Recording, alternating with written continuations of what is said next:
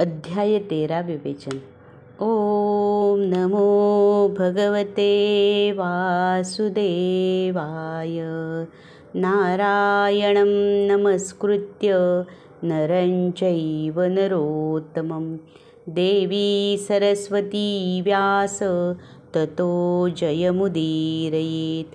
सर्वोपनिषदो गावो दुग्धा गोपालनन्दन. पार्थो वत्ससुधीर्भोक्ता दुग्धं गीतामृतमहं. प्रकृती पुरुष विवेक योग किंवा क्षेत्रज्ञ योग नावाचा अध्याय 13. श्री भगवान उवाच. इदं शरीरं कौन्तेय क्षेत्रमित्याभिधीयते. एतद्यो वेत्ति तं प्राहुः क्षेत्रज्ञ इति तद्विदः. श्री भगवान म्हणाले, हे कौंतेया, या शरीराला क्षेत्र असे म्हणतात आणि हे शरीर काय आहे हे जो जाणतो तो क्षेत्रज्ञ. आणि बरं का पार्था, सर्व क्षेत्रांमध्ये जो क्षेत्रज्ञ म्हणजे जाणता तो मी श्रीकृष्ण परमात्मा आहे. शरीर व ते जाणणारा याचे जे ज्ञान आहे तेच उत्तम ज्ञान आहे. हे दिसते 3.5 हात तसेच ते आहे का, आणखी काही वेगळाले आहे? या शरीराबद्दल वेदांनी सुद्धा बरीच चर्चा केली, परंतु त्यांना सुद्धा निश्चित असे काही साध्य झाले नाही. परंतु त्याविषयी अभिलाषा म्हणजे मीपणा इतका बलवत्तर आहे की जगात जी भांडणं मारामाऱ्या चालू आहेत त्यावरूनच तर सूक्ष्म पंचमहाभूते, अहंकार, बुद्धी, अव्यक्त 10 इंद्रिये, एक मन, इंद्रियांचे 5 विषय आणि इच्छा, द्वेष, सुख, चेतना, दुःख, धैर्य आणि संघात विकारांसह क्षेत्र म्हणजे शरीर आहे असे थोडक्यात सांगितले जाते. कान, डोळे, त्वचा, नाक, जीभ ही 5 ज्ञानेंद्रिये आहेत. यांच्याद्वारे मिळवलेल्या विषयांच्या सुखदुःखांची निवड बुद्धी करते. यानंतर तोंड, हात, पाय, गुदद्वार आणि लिंग हे आणखी 5 प्रकार. यांनाच कर्मेंद्रिय असंही म्हणतात. असं भगवंतांनी सांगितलं. आपल्या शरीरात असणारी प्राणांची प्रिय क्रियाशक्ती कर्मेंद्रियाद्वारे आत बाहेर करीत असते.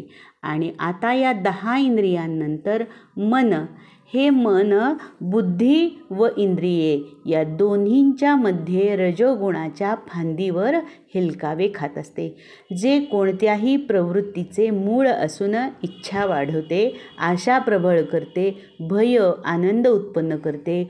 शब्द, रस, गंध, स्पर्श, रूप हे 5 ज्ञानेंद्रियांचे विषय आहेत. मनाची इच्छा नसणे, दांभिकपणाचा अभाव, अहिंसा, शांती, सरळ साधेपणा, गुरुसेवा, शारीरिक व मानसिक स्वच्छता व शुद्धता, मनाची स्थिरता व आत्मसंयम इत्यादी गुणांची कुणी स्तुती करावे असे ज्याला वाटत नाही तो ज्ञानी किंवा ज्ञानाचा अधिकारी असे समज. याला अमानित्व असे म्हणतात. आता अदंभवित्वाची लक्षणे ऐक. आपण केलेल्या चांगल्या कृत्यांची जो स्वतः कधीही प्रसिद्धी करत नाही, धर्माचरणाचा टेंभा मिरवत नाही, परोपकार बोलून दाखवत नाही, केलेल्या अभ्यासाने मी किती ज्ञानी झालो याची प्रौढी मिरवत नाही, मिळालेली विद्या विकत नाही, हा अदंभपणा जाणावा. आता अहिंसा म्हणजे काय ते ऐक. भुंगा जसा कमळाच्या आतील केसर दुखावेल म्हणून हळुवारपणे बसतो, अगदी तसेच परमाणूतही सूक्ष्मजीव आहेत या भावनेने चालावे. स्वतःच्या प्राणापेक्षा इतर प्राण्यांच्या जीवाला जपणे, त्या आपल्याकडून वाईट बोलणे झाल्यास समोरच्याचे मन न दुखावेल याविषयी जो काळजी घेतो ती अहिंसा. हिंसा ही रक्तपातानेच होते असे नाही, तर मन दुखावल्यामुळे सुद्धा हिंसाच होते. आर्जव कोणते ते तुला सांगतो ऐक. चांगला वाईट कोणीही असो, सर्वांशी सरळपणे वागणे, माणसागणित भिन्न मत व वर्तन नसणे याला आर्जव म्हणतात. आता गुरुभक्तीबद्दल ऐक. गुरुभक्ती ज्याचे प्रेम हेच ज्याचे ध्येय, त्याशिवाय त्याला इतर काहीसुद्धा चांगले वाटत नाही. असा गुरुसेवा बाह्य शरीराची शुद्धी करते, पण अंतरंगात सुद्धा ज्ञानाचा प्रकाश टाकते. श्री गुरूंविषयींच्या अमर्याद आवडीचे कोठवर वर्णन करावे. माऊली ज्ञानेश्वर महाराज म्हणतात, डोळे न उघडलेले, पंख न फुटलेले असे गुरु या पक्षिणीचे आपण पिल्लू आहोत व त्या पक्षिणीच्या चोचीतील चारा म्हणजे ज्ञानामृत आपण प्राशन करावे. डोळ्यासमोर ते चित्र जर उभे केले की घरट्यात पिले आहेत आणि पक्षीण चारा घेऊन आली आहे आणि तो मिळवण्यासाठी पिलांची धडपड गोंधळ चालू आहे, अशा कल्पना फक्त माऊलींना सुचाव्यात आणि आपल्यासारख्या भक्तांनी त्या कल्पनामृताच्या सागरात डुंबत राहावे. माऊली हे सुद्धा सांगतात की या कल्पना त्यांना कशावर सुचतात, तर पौर्णिमेला समुद्राला भरती आली की लाटांवर लाटा येतात. तसंच गुरुच्या प्रेमाची भरती आली म्हणजे मला अशा कल्पना सुचतात असं माऊली म्हणतात. आणि मग माझ्या या अशा गुरुप्रेमाने गुरु संतुष्ट होऊन मला म्हणतील, मग तुला काय पाहिजे? इतकी मी त्यांची गुरुसेवा करीन, इतकी त्यांची सेवा करीन आणि असा वर मागेन की मी तुमचा परिवारच व्हावा. एक एक करून सर्व उपकरणी मी होईन आणि माझ्या उपासनेचे कौतुक लोकांना कळेल. माझ्या गुरुमाऊलीला पुष्कळ पुत्र म्हणजे शिष्य असतील तरी तिचे एकुलते एक अपत्य जणू काही मीच असे प्रेम मी मिळवीन. गुरुसेवेला माझ्या प्रेमाच्या आभूषणांनी सजवीन आणि गुरुदेव माझ्यावर प्रेमाचा वर्षाव करतील तेव्हा मी जमीन होईन आणि ते अमृत सर्वच्या सर्व माझ्याच अंगावर पडेल. श्री गुरूंचे वसतिस्थान मी होईन आणि त्या ठिकाणी मी त्यांचा दास होऊन राहीन. येता जाता गुरु दरवाजात उंबरठा ओलांडतात तर तो उंबराच मी होईन. दरवाजा मी होईन, द्वारपाल हो तो द्वारपालसुद्धा मीच होईन. गुरुदेवांच्या पायीच्या पादुका मीच होईन आणि त्यांच्या पायात सुद्धा मीच घालीन. छत्र तेही मीच होईन आणि त्यांच्या मस्तकी ही मीच धरेन. चूळ भरण्यासाठी पाणी देईन आणि चूळ टाकण्यासाठीचं तस्त मीच होईन. त्यांना स्नान मी घालेन. गुरूंचे अलंकार, आसन, वस्त्र, चंदनादी उपचार मीच होईन. त्यांचा आचारी बनून जेवण घालीन. पंचारतीने आरती करीन. माझ्या गुरुरायाचे जेवणाचे ताट मी काढीन. हंतरुण तयार करेन. पाय चेपेन. मी सिंहासन होईन. त्यावर गुरुदेव बसतील आणि त्यांचं जिकडं लक्ष जाईल तिथं मी उभं राहीन. या प्रकारे श्री गुरूंची बाह्य सेवा हा देह पडेपर्यंत मी करीनच. परंतु श्रोते हो, देहपातानंतर सुद्धा तुम्हाला नवल वाटेल अशी माझी बुद्धी आहे. माझ्या शरीराची राख मी अशा मातीत मिसळेन की जिथे गुरुराज उभे असतील. ज्या पाण्याला स्वामी स्पर्श करतील त्या पाण्यात माझ्या शरीरातील पाण्याचा अंश मिसळेल. शरीर हे महाभूतांनी बनलेलं आहे. त्यापैकी पाणी हे एक आहे आणि ते माझ्या शरीरातलं पाणी मी अशा पाण्यात मिसळेन की जिथे माझे ज्या पाण्याजवळ माझे सद्गुरू असतील. माझ्या शरीरातील तेज ज्या दीपामध्ये मिळवीन की त्या दीपाने गुरूंची आरती सुरू असेल. पंख्याने जो वारा माझ्या गुरूंच्या अंगाला स्पर्श करेल त्या वायूत माझा प्राणवायू मिसळीन. ज्या आकाशाखाली गुरुपरिवार राहत असेल त्या आकाशात शरीर लयाला नेईन. अशा प्रकारे जिवंतपणी व मृत्यूनंतरही मी गुरुसेवा सोडणार नाही. माऊली गीतेतील एका श्लोकामधील गुरुसेवेच्या उल्लेखाने स्वतःच्या गुरूंची सेवा कशी करेन याबद्दल भरभरून बोलले. हे वर्णन वाचल्यानंतर मला असं वाटलं की काहीतरीच इतकी अतिशयोक्ती कुठे असते का? माऊलींनी जरा जास्तच लिहिलं आहे असं 2 दिवस डोक्यात घोळत होतं आणि अचानक माझ्याच डोक्यात माझीच ट्यूबलाईट पेटली आणि मनानं मनाला सांगितलं, अगं वेडे, त्या माऊलींची अशी गुरुभक्ती होती म्हणून आज 800 वर्षानंतरही ते मनामनांवर राज्य करीत आहेत.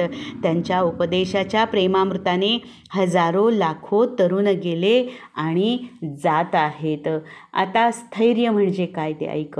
निंदा, अपमान, दंड, काम, लोभ यांच्या कचाट्यात सापडले असता ज्याचे चित्त स्थिर असते, इंद्रियांनी कितीही गडबड करो, ज्याचे मन गडबडत नाही, अशी ही ज्ञानी स्थिर माणसाची लक्षणे आहेत. विषयांविषयी विरक्ती, अहमपणाचा अभाव आणि जन्ममृत्यू, वृद्धपणा, शारीरिक व्याधी यांना दोषदृष्टीने पाहणे म्हणजे जन्म झाला आहे तर मृत्यू निश्चित आहे आणि तारुण्यात शरीर जसे साथ देईल तसे गात्रे शिथिल असल्यामुळे व वार्धक्यामुळे कफ, पित्त, वात यांनी शरीर कृश झाल्यानंतर पुरुषार्थ होणे शक्य नाही हे समजून हा जन्म वाया जाणार नाही या विचाराने लहान वयातच विचारांची सावधानता बाळगून शरीर रोगग्रस्त होण्यापूर्वीच योग्य कार्य करणे अतिशय महत्त्वाचे. देहासंबंधी अनासक्ती, स्त्री पुरुष घर याबद्दलचा आपलेपणाचा भावनेचा अभाव आणि मनासारखी किंवा मनाविरुद्ध गोष्ट घडली असता मन अविचल न होऊ देणे, मज परमेश्वराच्या ठिकाणी अनन्य अभविचारी भक्ती असणे, एकांत ठिकाणी राहणे, गोंधळयुक्त विकारी वातावरणात न राहणे, अध्यात्मज्ञान हेच नित्य आहे अशी बुद्धी असणे, तत्त्वज्ञानाचा अर्थ जे ब्रह्म त्याचे दर्शन या सर्वाला ज्ञान असे म्हणतात. याशिवाय जे इतर त्याला खुशाल अज्ञान असेच समजावे. जे ज्ञेय म्हणजे ज्ञान जाणले असता मनुष्य अमृततत्व म्हणजे मोक्षाकडे पोचतो.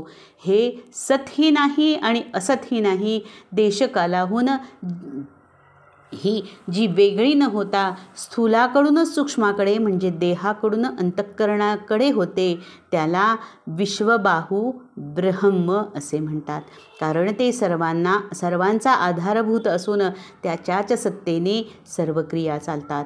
सर्व इंद्रिये व सर्व गुणांच्या आकाराने जे भासते पण सर्व इंद्रियरहित व सर्वत्र आसक्त आहे तथापि सर्वकृत आहे ते निर्गुण आहे व सर्व गुणांचे पालन करणारे आहे.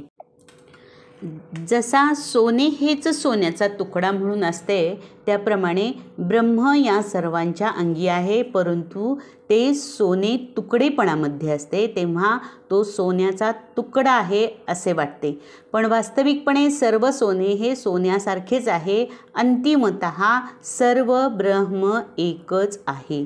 ते भूतमात्रांच्या बाहेर आहे, आत आहे. ते अचर आणि चरही आहे. सूक्ष्मतत्वामुळे ते पूर्णपणे जाणण्याला अशक्य आहे. ते दूरही आहे आणि जवळही आहे. ते स्वरूपतः अविभक्त म्हणजे अखंड आहे, पण सर्व प्राण्यांच्या ठिकाणी वेगवेगळ्याले भासते. सर्व भूतांना धारण करणारे असून त्याची उत्पत्ती व संहार तेच करते. बालपण, तारुणपण व वार्धक्य या अवस्थांना जसा एकाच देहाचा आधार असतो तसे जगाची उत्पत्ती, स्थिती व लय यांना जे अखंड आधारभूत असते. सकाळ, दुपार, संध्याकाळ असा दिवस जरी वेगवेगळा असला तरी आकाश कधीही पालटत नाही तसे ते ब्रह्म नित्य अखंड असते. अर्जुना, सृष्टीच्या उत्पत्तीकाळी ब्रह्मा, स्थितीकाळी विष्णू आणि विलयाच्या वेळी म्हणजे शेवटी जेव्हा सर्व आकार नाहीसा होतो त्यावेळी त्याला रुद्र असे म्हणतात, ज्यात सर्व भूते लय पावतात. त्या नभाचे शून्यत्व गिळून प्रकृती स्वरूप शून्य असे उरते, त्याचा थांगही उरू देत नाही. ते ब्रह्म असे श्रुतींनी सांगितले आहे. याप्रमाणे क्षेत्र, ज्ञान व ज्ञेय संक्षिप्तपणे सांगितले आहे. हे जाणून घेतल्याने माझा भक्त मज परमेश्वराच्या ठिकाणी येऊन मिळतो. प्रकृती आणि पुरुष दोन्हीही अनादी म्हणजे कारणरहित आहेत. जसे दिवस व रात्र ही एकमेकांना अखंड चिकटलेली जोडलेली आहेत, अगदी त्याप्रमाणे पुरुष व प्रकृती एकमेकांना अखंड जोडलेली आहेत.